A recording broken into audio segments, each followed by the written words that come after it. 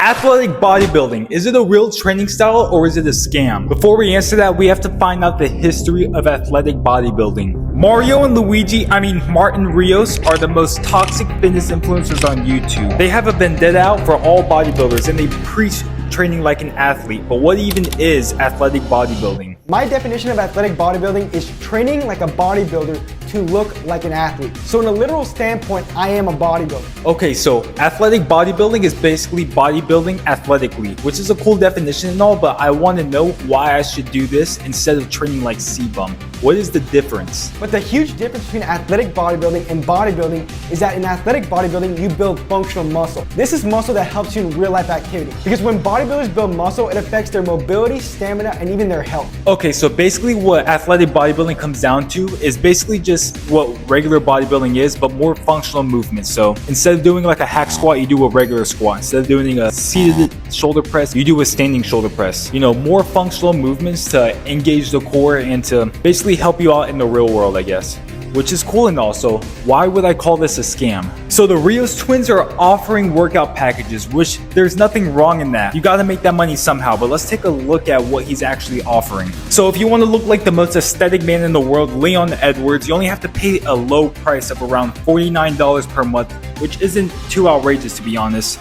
But then in their next package, they're offering two 2-hour phone calls with both brothers.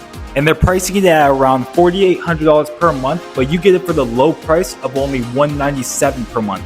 And if you thought that was a deal, Mario Rios is also offering $297 per month for one-on-one coaching. Now call me cheap if you want, but that's $3,600 a year for the same exercises that my PE coach used to give me in 5th grade. Now these functional exercises work, but let's be real. These are the same exercises that we learned from Athlete Next our first year into lifting. And I can only imagine that Mario is getting a ton of sales because he used to be a joke at one point, but now he's developed a pretty big fan base. I still stand by what I said in my other video when I called him the Andrew Tate of fitness. He says some extreme opinionated things and then he says it as if it's a fact. And then he'll throw in some real facts here and there to try to make it seem like he knows what he's talking about. He came up with the fitness matrix and then came up with some false narrative that all bodybuilders are trying to force him to be a bodybuilder. When in reality, no one really cares what you're doing in the gym, what you're training for. But you know, he labeled himself as a savior and all of his fans are just feeding into that. But it's still working for him.